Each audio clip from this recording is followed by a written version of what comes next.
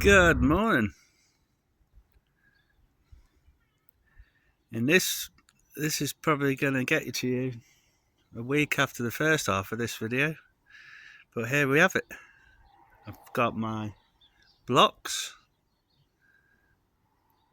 and now I'm going to set up these rear triangulated links on the L200. Took a while to get these blocks on.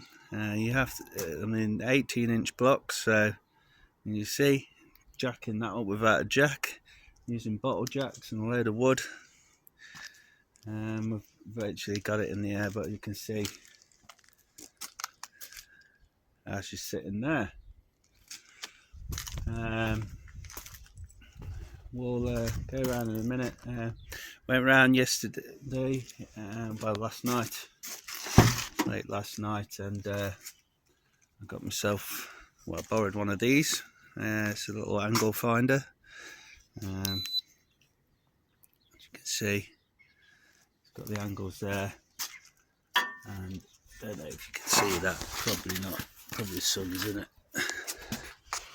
And you see I've got roughly about 3.3 degrees rake, and that is going, that means it's lower at the back at the minute, but it means nothing, but that's what I'm sort of using to get my angles right. See the top one there, I was parallel until I've moved the diff, and the bottom link is at 1.1 degrees. It's actually going upwards, but the idea is to get that one parallel. Obviously I can move it, and the back of the gearbox is about 6 degrees. I'll get this to stick now.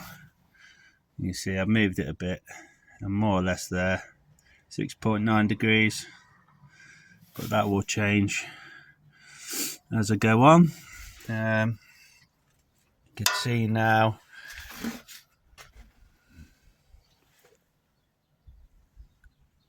I'll move this round. So before painting, I've got to remove all these lines, ABS lines, brake lines. See, I've just cut them off because I'm replacing with fresh copper, and like I say, I've got my shocks to mount once it's all painted, and they're just gonna quite easily fit in there like that. Might leave the backs open just for easy removal, but they've all got a very nice angle now, more or less straight up and down. Yeah, so this all gone painted up, like sold, and we'll have a look underneath. Right, so this is the rear end. I've got my 4-link in, everything's seam welded now. I just got to tidy up the welds a bit. It's all done with arc, so yeah, no MIG welder on this, and yeah, it's been a bit of a headache, long hours. It's all in there now, so as you can see in here, I've got my wax oil, and it's all going to be painted up, looking nice. And all this is 2.5 years of Amorite, and it still rusts, but I'll brush all this back to make it look a bit fresh. See there's my links. The links are in there. They're the same scenario with them. It's like all this has got to be tidied up. I had a little blowhole there. Yeah, there's my pinion angle, it's all correct. The angles are at around 70 degrees, and these top links have got a 8.5 degrees. So that is the bar, top link bar, that's going from the axle to the chassis, that block there. And That's all welded in, seam welded in now. So it's only arc welded, nothing too fancy. You can see there now the batteries. I had to move that a couple of times now just to get 8.5 degrees on my bars. Ideally you want anything between say 6 and 9, so I've got 8.5 there.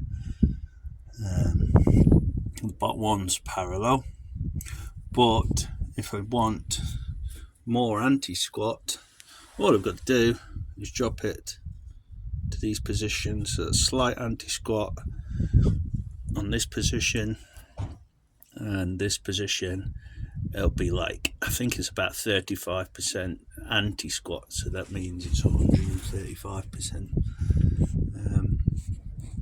And obviously where it is there is a neutral position, so see how it rides with that neutral position. And I've got, obviously I can move this one up as well, and the same at the back there, I can move that one up. You see there as well, that is the 70 degrees. You can see it roughly tracks the bars left and right, you see. So I've paralleled it to that just as a datum point really, and that is the centre of the axle. Up there you can see my frame. One thing I have changed, we'll pan round in a minute.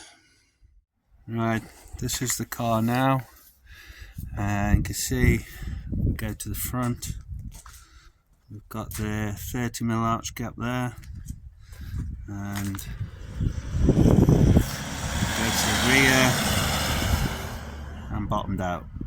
So the top's not square at the minute, it's just resting there, so I'll square it up and I'll get a 30mm right out.